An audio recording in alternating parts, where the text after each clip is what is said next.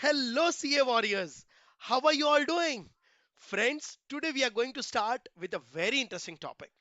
But, friends, before that, remember the goal of this video is not to go deep into every single concept, but to give you a crisp, exam oriented summary so that you know what is important and how to remember it smartly. This book and video together will act as your perfect self study partner. And I'm super confident, guys, that after this revision, you will be able to solve any MCQ that come your way in the exam. So let's begin this rapid fire revision session. And yes, if you find these notes helpful, don't forget to share them with your friends.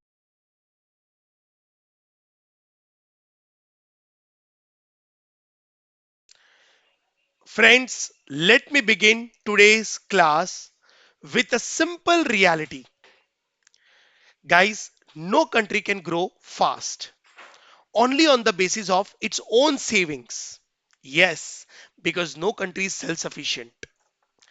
Development needs capital, technology, management skills, and global linkages.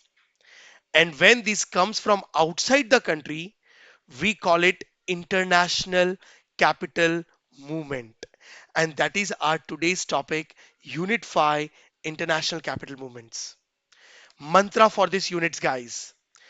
Trade moves goods, but capital moves growth. Until the last units, you have studied import and exports of goods, trade barriers. Now, in this chapter, we will going to understand not about goods, something more broader, more interesting. Now, one country is not selling goods in the another country. Now, one country and one foreign company is investing in the another country. Now, sending money to the another country for the investment, that is called capital movement. So I can say again, capital movement brings growth. Today we will understand what foreign capital really means, its different types, FDI versus FPI, and why foreign investment happens, and its benefits and cost for the home country. So let's begin with one by one concept. The first point which arises in your mind is what is foreign capital and its types. Am I correct? Friends, foreign capital refers to any inflow of capital into a home country from abroad. Home country means it is a country, it is a domestic country. I can say India means Americans are investing in India, American companies, European companies are investing in India. So home country is enjoying the foreign capital coming to India. Okay, so in simple words, I can say when money, investment, or funds come from foreign country into a domestic economy, it is called actually a foreign capital. Now, next question arises, guys, why foreign capital is needed?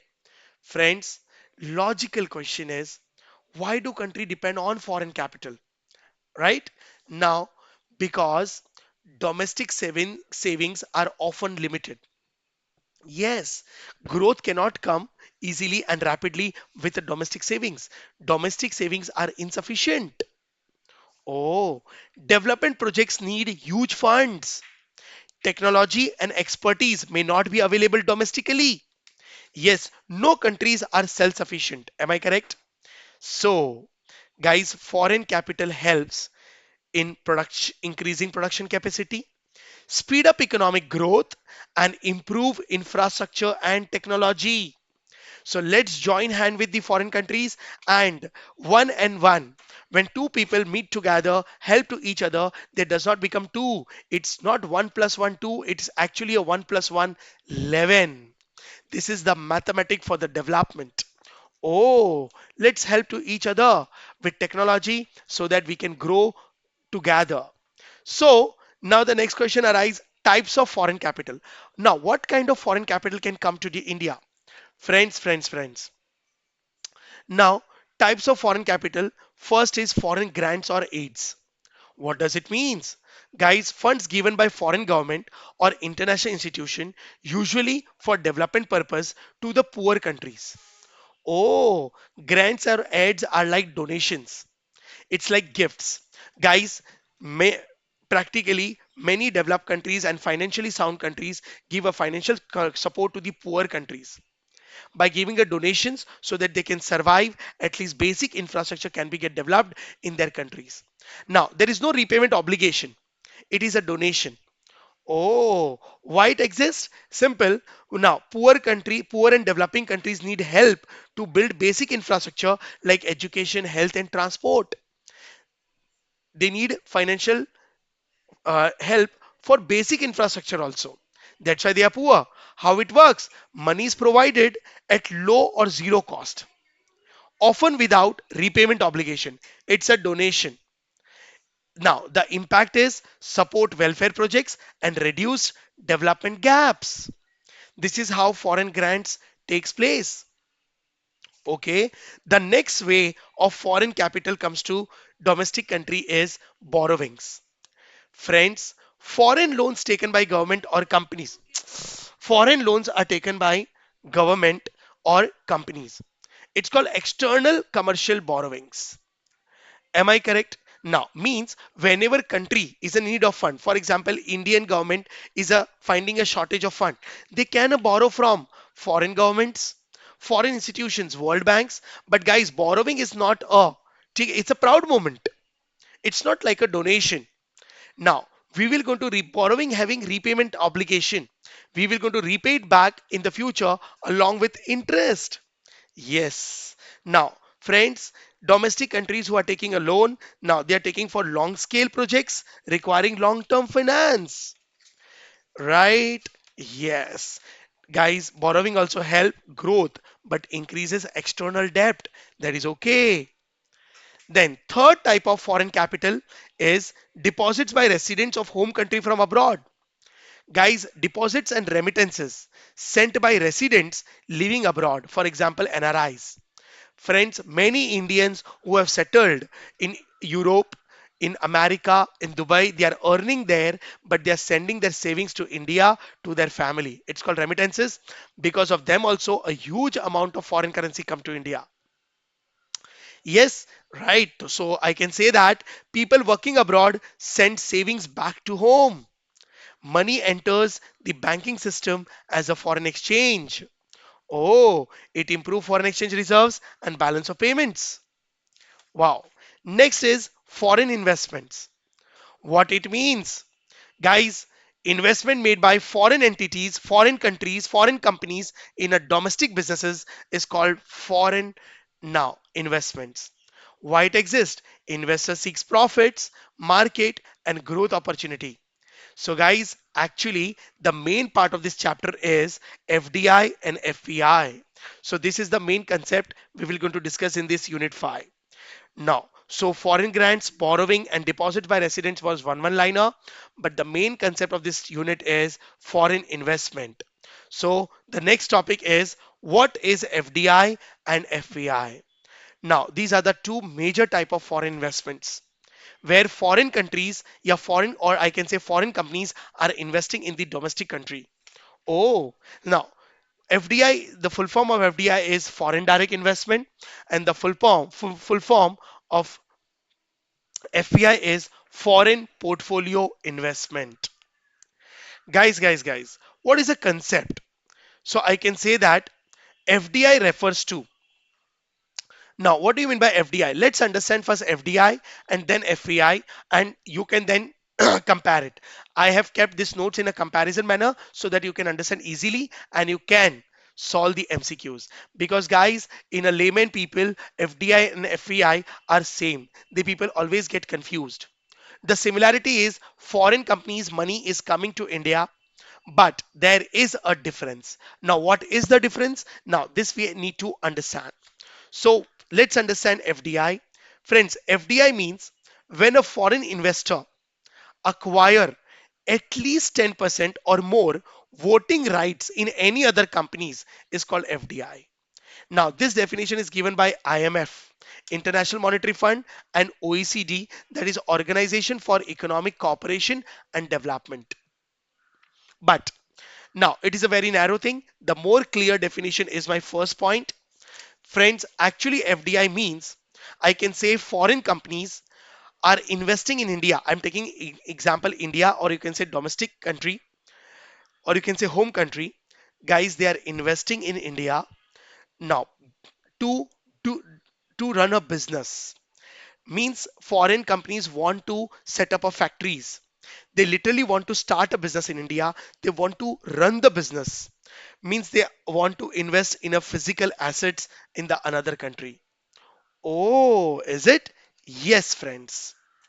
Now, so how nature of FDI works. So guys, I can say that nature of FDI is they actually invest in a physical assets. FDI are a real investment. They invest in a physical assets, like they set up the factories, they purchase the land, they bring the technology, they purchase the raw material, conduct the production in India, and sell the goods in India itself. The best examples of FDI is Pepsi company, Coke company. Now they are selling soft drinks in India. Actually they are not a Indian company, but they are a foreign companies. They set up their businesses in India. They started production in India, and now they enjoy and they're selling the same product in India and enjoying the profits. That is the real investment. Pepsi, Coke, then McDonald, then I can say these are the FDIs. Means the basic idea in FDI is foreign companies are coming to India, they are investing in India to run the business. Okay, they want to start the business. Fine. So I can say FDI is equal to real investment. FDI is equal to real investment. Am I correct? Yes. Now understand nature and interest. Why FDI is long term? Guys. FDI is actually a long term, and it is not intended to be speculative. Speculative means short term. In reality, FDI is a long term investment. It is a real investment. Every government want that in India, Indian government is actually encouraging FDI than FPI. Oh, now why it is long term? Because guys, foreign companies are now coming to start a business in India. They want to open their own branch. They want to open their own factories. So do you think they're investing only for 3 to 4 years? No, it's a very long term. The best example is Pepsi, Coke, HSBC Bank. Pepsi and Coke companies are doing business from last 30 to 40 years. The best example is Hero Honda. Honda is a foreign company. Maruti Suzuki. Suzuki is a foreign company. They are doing business in India from a long years. Yes, they also that is also an FDI. Okay, so I can say that FDI investors aim for control, management participation, and long-term business interest. Yes, they're coming here to do the business. They are coming here to participate in the management. They're coming here to take the risk. They want to control the business. So FDI is actually non-speculative and stable in nature, right? Yes. What is the impact of FDI? Now, what kind of impacts FDI create in a home country, in a domestic country, now where the factories are getting set up? Guys, huge level of impact, and that is positive impacts are coming up. Now, when FDI brings higher production capacity, of course, because when foreign companies set up their factory, the production capacity increases. More employment, of course. Now, because when foreign companies come and set up their factories in India, now they bring only a technology and the money, right? But they want a manpower to conduct a production in thousands of people, then they will going to appoint to the Indians only. Wage level increases because when foreign companies appoint to the Indian laborers, the demand of laborer increases as compared to the supply. So the salaries and wages increases. And due to increase in wage level, national income also increases of the host country. Am I correct? Yes. So it has highly positive impacts in a long term.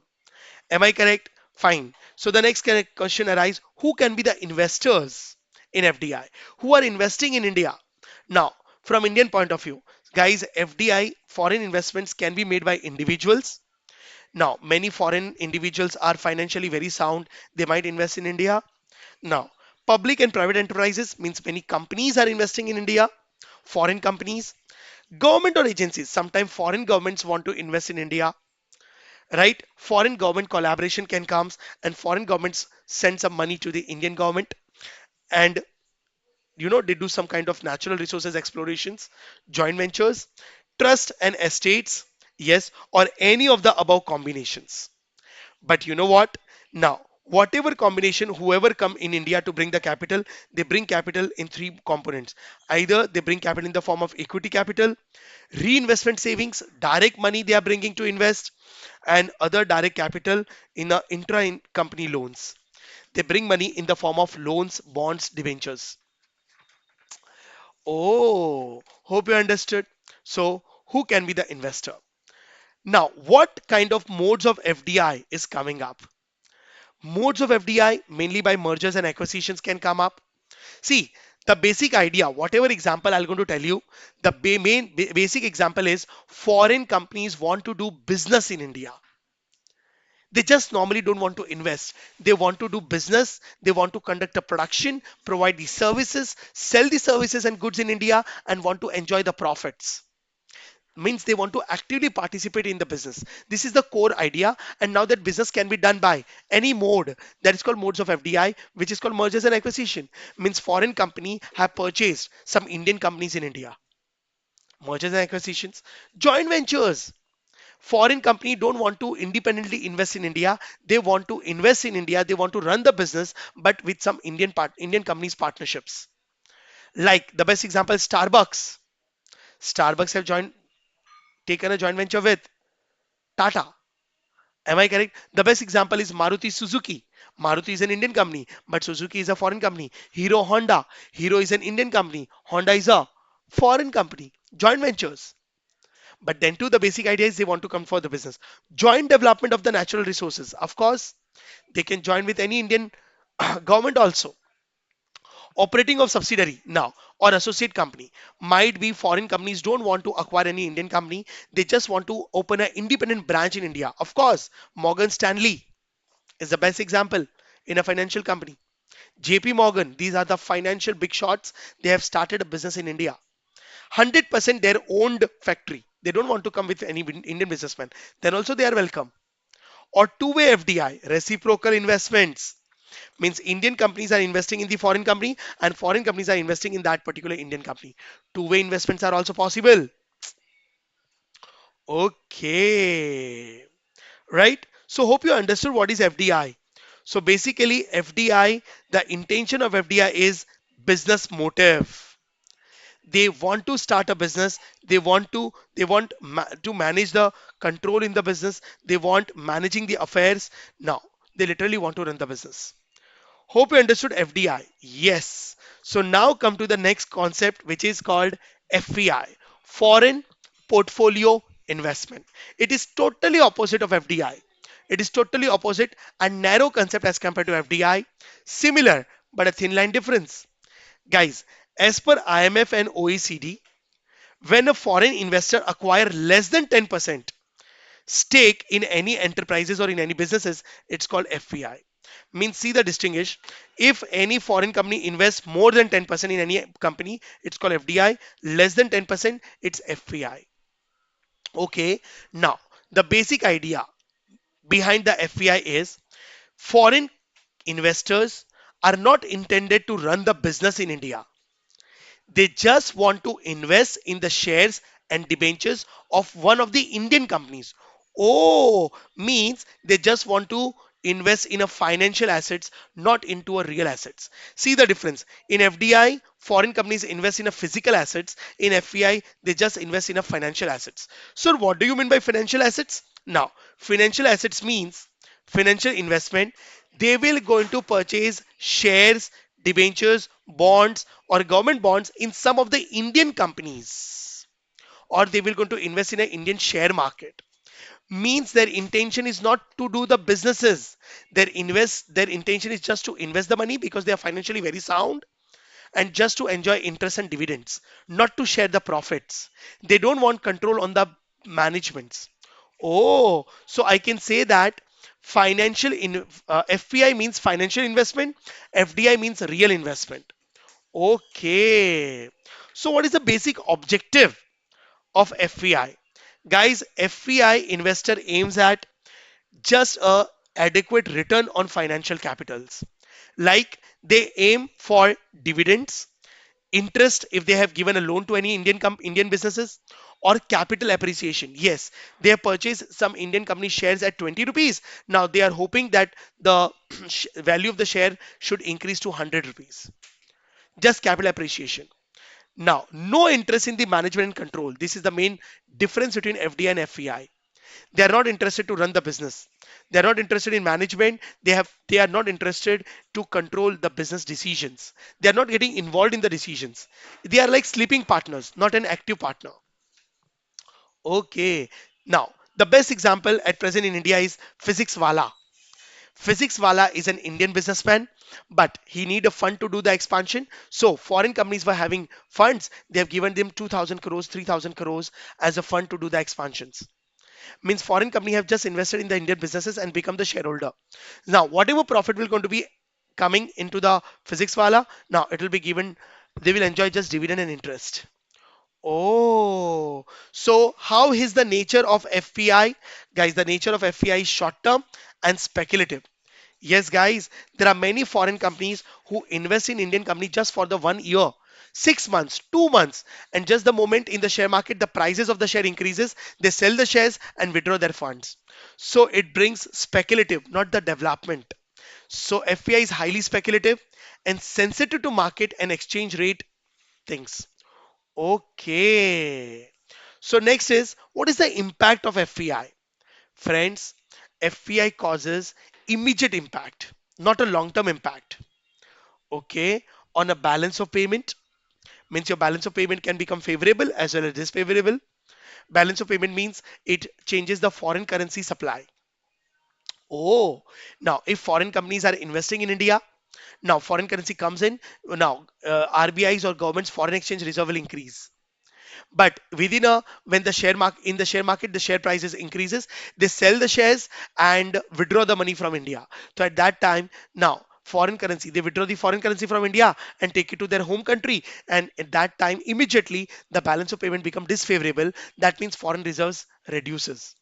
So it is highly fluctuative, and because of change in the supply of foreign exchange, you have studied unit 4, the exchange rate also changes, which become highly risky. So it's called very fluctuative. Now, what kind of modes of FPI are there? So I can say, guys, in FPI, they are not intended to do the business. They are investing only in Indian businesses, in Indian ideas, right? Yes. So what kind of FPI is there? So guys, now in India, FPI came through two main routes. First is FII, foreign institutional investors. That is like mutual funds. What is FII? Guys, FII is there are big financially sound foreign companies who don't do any businesses, but they invest in the other countries. So they invest. FIIs are making an investment in India. And you know what? They don't invest just 100 crores or 200 crores. They are investing a huge fund, thousands of crores altogether.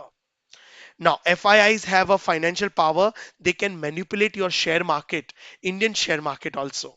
Is it? Yes. And the another route is now foreign capital come to foreign movement can do three through GDR, global depository receipt, ADR, American depository receipt, and foreign currency convertible bonds. And foreign currency convertible bonds.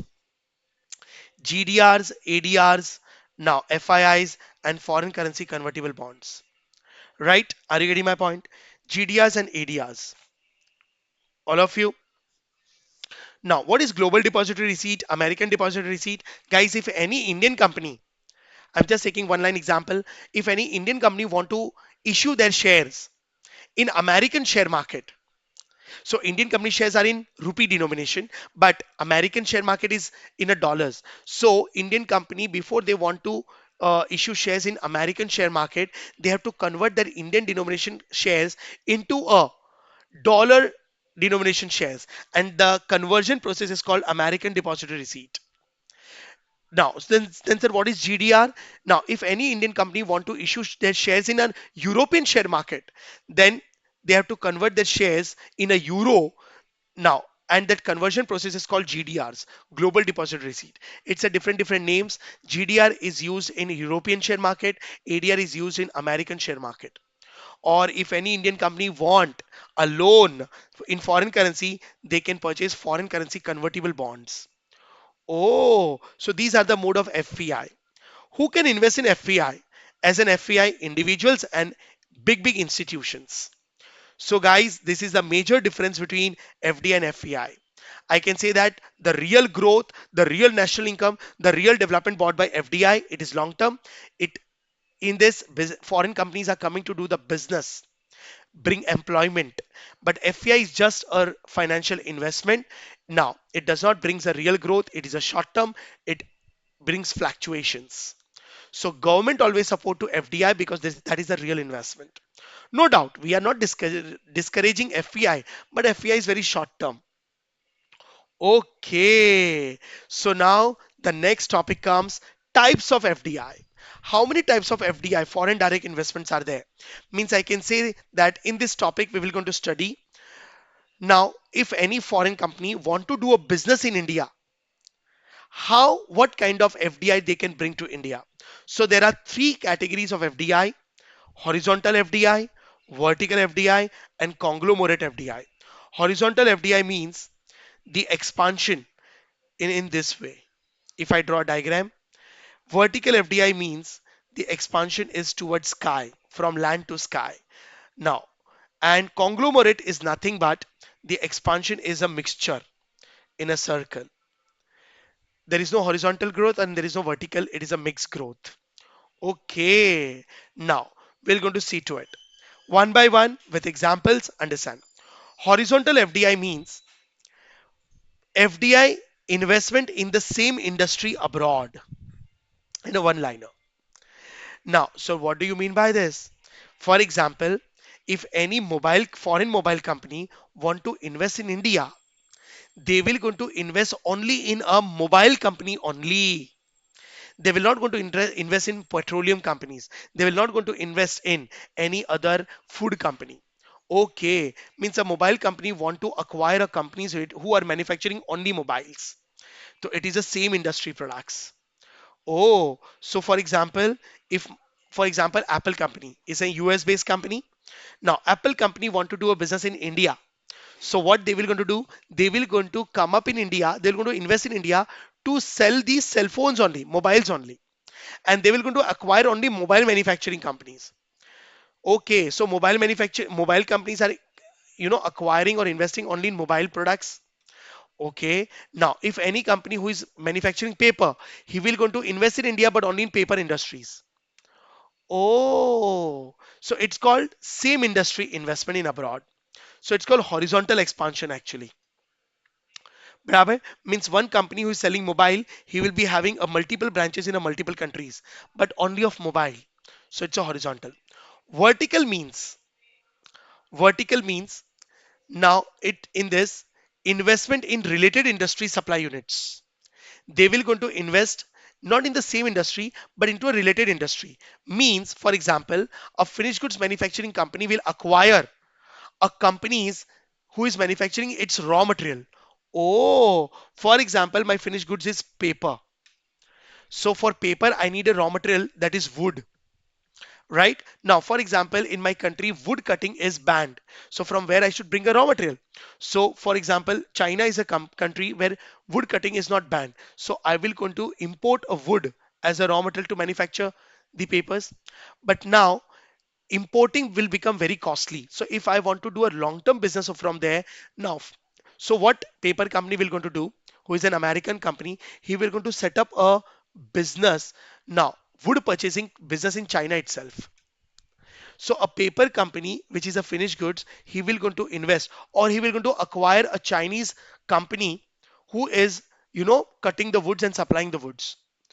Okay, so he will going to invest in a wood cutting companies or recycling companies. Okay, so a mobile company will going to invest not into a mobile company, will going to invest in a chip manufacturing companies because chip is a raw material in a plastic molded company who is molding the plastics of the mobile. Okay, so the main intention of this FDI is now that company have a aim that from raw material to finished good they himself only manufacture. So it leads to a cheaper cost and they can become a they can enjoy monopoly in the market.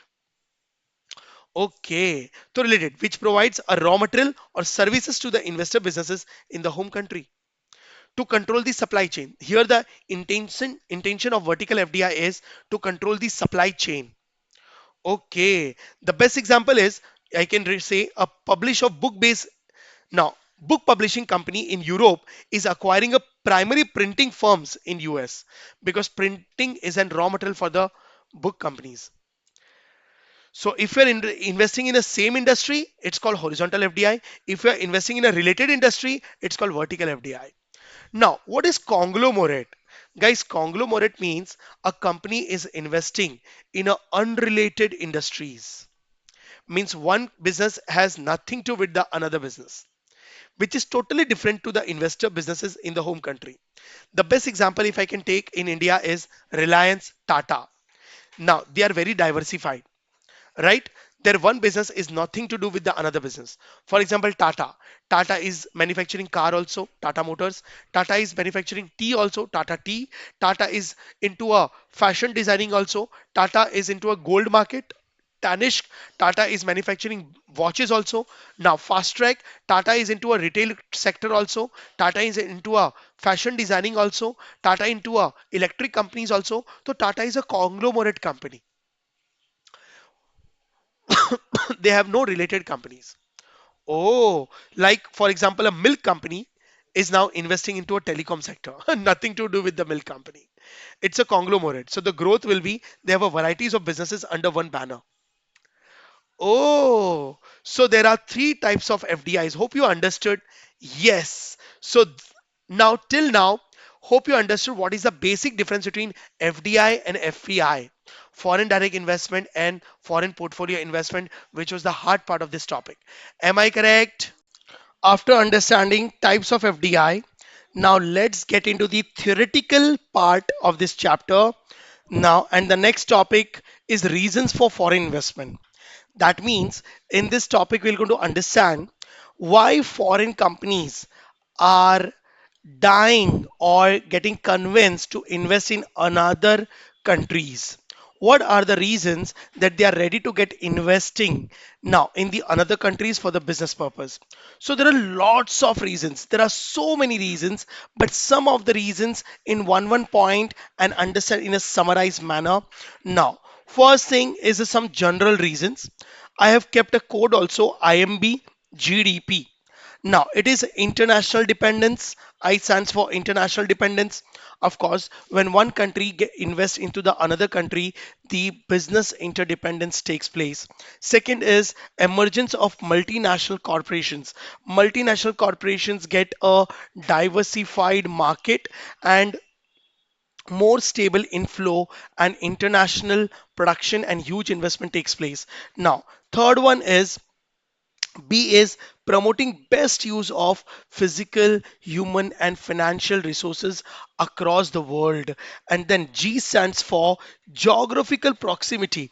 Guys, we when multinational companies and when the companies integrate their economy, now they are not just sharing the business, they are also sharing now their languages, common boundaries, culture, and transport costs get reduced and there are various other benefits takes place. Then after that, G, defensive investment, of course, need for making defensive investment abroad in order to preserve firm's competitive position. And the last but not the least, philanthropic objective, that is it's a responsibility, it's a moral responsibility of the developed countries that they should invest in the underdeveloped countries and make them developed and reduce the poverty. And now at a global level, it's on humanity ground. So these are the general reasons. Now next reason is need to maximize returns on investment. Of course, now it's a business reason.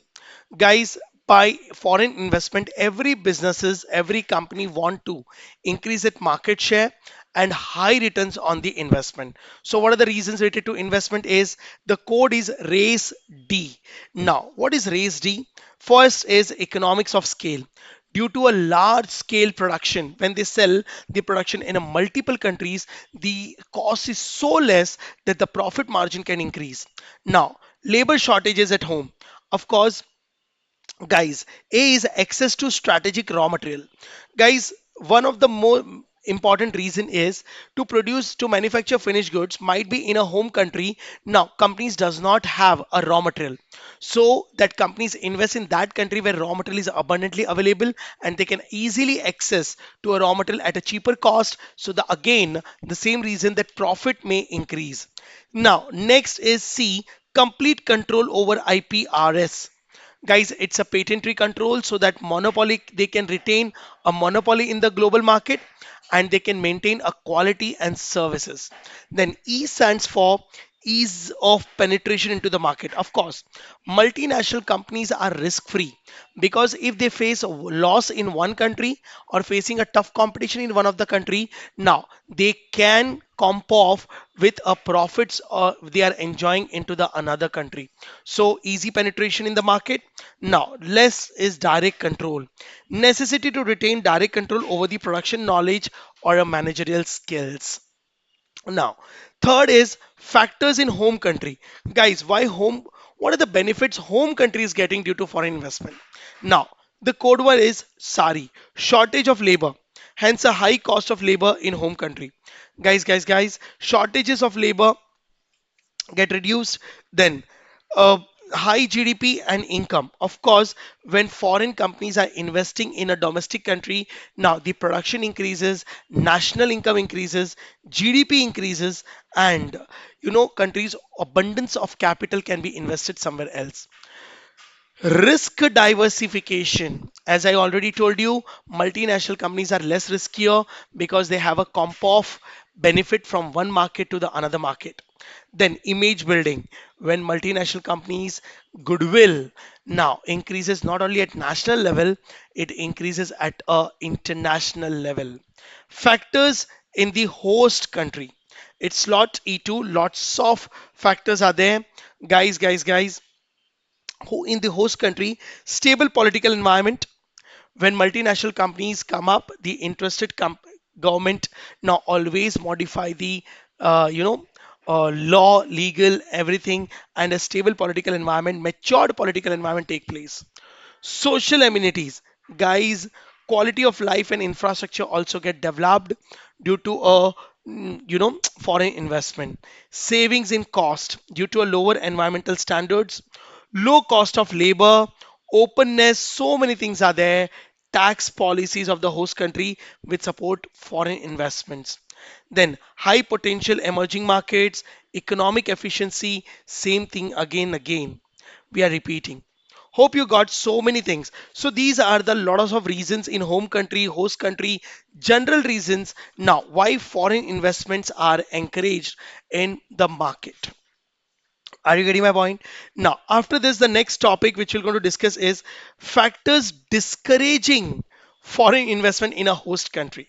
Guys, what are the reasons that in the host country the foreign investment getting discouraged? Guys, it is a disqualities in within the host country is possible. The first is general factor. Guys, general factors are political instability. Of course, due to a change in huge political instability, the law keeps on changing. Businessmen, foreign companies find instability and risky, so might be foreign investment get discouraged in the host country. High level of inflation, poor infrastructure. Now, balance of payment deficit, I can say exchange rate volatility, lack of security, small size of market. When the country is small, population is less, might be foreign companies does not invest in that particular host country. Now, past track records of the investment. Of course, whenever new foreign companies enter into a host country, they always check the past record of past investment. Now, possibilities are there that past investments were failed, so new companies, new investment get discouraged. Okay, lack of openness or friendliness for foreign investment. Of course, sometimes it's a mentality of the population of the home country. They don't accept foreign companies in the in our country. So might be that unfriendliness discourage foreign investment. Now, these were the general factors. There are many other macroeconomic factor. High rate of inflation. Due to a high rate of inflation, cost is high. Now, balance of payment deficits for lack of foreign currency, exchange rate volatility. Guys, exchange rate volatility already you have studied. Now, when high volatility is there, high fluctuation is there, now businessmen find the exchange rate is riskier and they become more reserved. Am I correct? Low income level and lower demands. Labor related factors, of course, labor related problems are also possible. Now, poor literacy and low skill labor. Sometime in the country, labor, now quality of labor is not available, so foreign investment maybe get discouraged. Rigidity in the labor market means, or might be I can say labor unions are there. Now, high rate of industrial disputes are there, no disciplines. Now, language barrier is there. These are one liner concept which may hinder foreign investment. Means foreign investment only comes in the country when environment is favorable, people are positive, and foreign companies are welcomed. Now, like they are welcoming to the domestic products. Am I correct? Law or governance related factors. Guys, sometimes foreign investment get discouraged due to corruption and bureaucracy. Now, huge bribing to to get the approvals, high degree of non-tariff barriers, might be it's a rigidity they are. Now inside the country there is a huge barriers, non-tariff barriers, which discourage foreign companies to do a business. Unfavorable tax regime, might be for the foreign companies the tax regime, the taxes have might be very high. Now law or not favorable IPR protections, cumbersome legal formalities, means it's a weak, everything is weak, weak governance and weak law. Now, law decision makings, etc., discourage foreign investments. Now, so many reasons are there. Now, due to which foreign investment can be get discouraged in the host country. Next and the last topic is what are the benefits and the cost of FDI to a host country? What are the benefits? Guys, lots of benefits are also there and lots of disbenefits are also there. So let's understand one by one to the host country. Domestic business firm perspective. Guys, the benefit is competitive environment. Guys, when foreign companies are entering into the host country, now domestic countries get a healthy competition and domestic countries try to grow up. Am I correct? They try to grow up. Then cost of reducing, quality improving, innovations. Now they improve themselves, innovation become faster, and in and they always keeps on developing. Healthy competition is always better for the improvisation. Customer perspective, of course. Now from customer perspective, the consumers get better quality products, more varieties, and at a very lower prices. So consumers get a wide variety of choices with domestic product with foreign products. Next is macroeconomic perspective. Guys, if you want to understand the from economic perspective or point of view, now I can say there is a faster growth, employment generation, because new factories and foreign companies are setting up factories in the host country. I can say ability to finance more investments, now, supported by domestic savings, employment generation is always there, economic growth is there. Now, the investment gives a multiplier effect on employment and income, better balance of payment, of course. Now, higher wages for the skilled laborers get valued because due to a foreign companies coming to the domestic market, the demand for labor increases. Now, unemployment get reduced. Now, we get a growth to the ancillary industries and to the service sector. Of course, foreign companies when invest in a domestic country, they just bring the technology, but they all bring the ancillary services. Now, the businesses ancillary businesses get developed in India, right? And services like banking sector, insurance sector, everyone get business and the benefit due to a foreign investment. Use of FDI capital to to produce goods for export. Of course, we are getting a huge funds now from the foreign so that we can manufacture in the country and sell to their home country himself. Higher direct tax and indirect tax revenue. Now, government also get a higher direct tax and indirect tax revenue so that government can also run the country in a very effective manner. Weakening of domestic monopoly, of course, due to a foreign investment when foreign companies enter into the market. Now, the domestic companies' monopoly get reduced, competition takes place, and betterment and the growth start developing.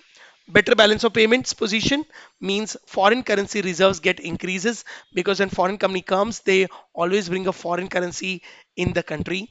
Now, other general perspective, guys, various reforms in the country attract foreign investors.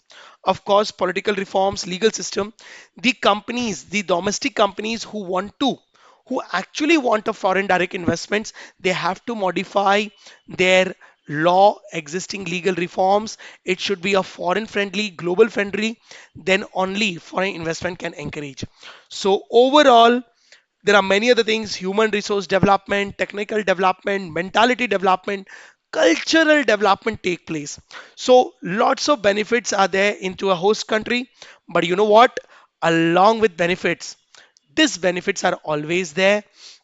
Now, foreign investment also brings disinvestments. Now, what kind of disinvestments? I can say disadvantage. That means cost point of view. Cost to the domestic businesses. Domestic businesses are facing might be a severe competition or threat to the domestic firms from a foreign companies who are well developed, financially very sound, and if it becomes uncontrollable, foreign investments now might be due to undercutting. Now companies might face a shutdowns, and foreign companies can rule the market, they can enjoy monopoly, they can control the market. So guys, foreign investment is good, but it should be under control, it should be channelized. From customer perspective, foreign companies, friends, can sell a harmful products, hazardous products in the domestic market, and at a very so lower prices that might be sometime foreign companies are financially sound, they might sell goods for years and years at a very cheaper prices by making a loss with an intention that they should with an intention they should damage the domestic companies, and in a long term they enjoy monopoly, which is called market distortions due to aggressive advertisement, distorted pattern of productions and investments, might be health hazardous for the customers. Macroeconomic perspective. Guys, income inequality can take place. I can say capital intensive production. Higher level of income inequality can take place. Capital intensive methods when foreign companies use. Now, it does not encourage employment. It may reduce the employment level in the country. Low tax revenues because to attract FDI, government may gives now a lots of you know um, tongue leaking of facilities to encourage to the foreign companies to come to India. For example, 5 years they will not going to charge tax. Might be they provide land at a half cost. This may affect the revenue of the government. So government should be encouraging foreign investment in India or in domestic market, but within the limit. They should not make any blind promises which may affect in the long run. Am I correct? Yes, misdirection of a domestic savings and investment decisions are also possible.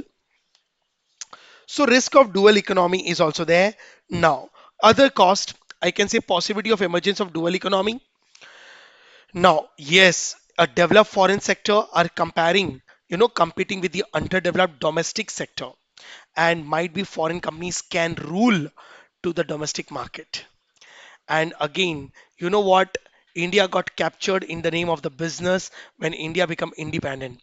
And because once Britishers came in India with a excuse with a reason that they want to do the business in India. We allowed them, and for 200 years, India got captured. So, if foreign investments become out of control, they might capture to the Indian domestic markets, which is not good for the country. Now, unstable balance of payments, because foreign companies, when they will going to do the business in the domestic market, they will sell goods over here, they will earn profit and send the entire profits to their home country, which will reduce foreign exchange. So the instability of balance of payment can take place. Am I correct? Offshoring by a foreign firms, which is going on still in India, shifting jobs and operations abroad. Now, pursuit of lower operating cost leading to instability. Guys, might be foreign companies will going to shift the jobs in India, which is unproductive, like BPOs, KPOs, LPOs. Many outsourcing jobs are there. You know why foreign companies have shifted their jobs in India? Because of cheap labor. But our talent is getting wasted. Now our laborers are doing unproductive work, and the whole quality and productive work they are doing in their home countries. So again, this will damage to the country and the quality of the labor which we have, because it kills talent in the long term. Oh, now hope you understood. And there are many other general points here, like environmental damage, of course. Now, there can be environmental damages, there can be a loss of political autonomy, now risk of dual economy, now, and guys, there might be a potential loss of the control by host country over domestic policies due to a corruption issues, undue influences. So, friends, there are so many. FDI is viewed as an instrument of imperialism, ruthless exploitation of the natural resources, higher level of regional disparity, host country. Now, so many other problems are there. So, foreign investment bring various advantages along with disadvantages. So, government should be smart enough who are allowing foreign investment in their country. So let's understand the last. Let's talk about India now. That is FDI in India. Guys. Now, after liberalization, I can say after the liberalization means after 1991. Now, I can say that India become a major FDI destination at a global level, a hot country now where thousands of companies are ready to invest in India. Now, you can say from by 2002 data, I can say that India is ranked 8th among the world major FDI recipient. So India is ranked 8th global in 2020. It's a very proud moment. Now, but the question arises in our mind is why India is becoming such a hot destination for the foreign investment? Why foreign companies are dying in India to invest? Now, reasons are very simple. Two to three reasons. Guys, supportive government policies. Our government policies are very environment friendly, business friendly, foreign investment friendly. Now, vibrant business climate. Guys, we have a 140 crores population in India, huge market, nowhere world largest, and with a good purchasing power. Businesses, what businesses need? A huge market. India is providing a huge market. It's a sea of the people. Am I correct? And rising global competitiveness, economic influences. A good brains in India. Now, good education with the purchasing power, high sales, high profitability. These all factors make India a top destination for foreign investments. So, friends, this was the foreign investment concept. Hope you understood. Now, guys, at the end, you should understand foreign capital is a growth booster, guys, but without balance and regulation, it may become riskier, right? So you need to maintain, our Indian government need to maintain a balance between. Now, foreign investments are good, but within the control. Hope you understood this chapter. So that's it, my dear students. This was your quick revision session. Simple words, clear concept. Now there is no room for confusion. If you understood everything in one go, Say yes, sir, and give it one more quick revision. Remember, smart study is the best strategy. Keep revising, stay confident, and believe in your preparation. And don't forget to tell your friends that these notes are total exam lifesaver. Stay consistent, stay motivated, and I will see you in the next rapid fire revision.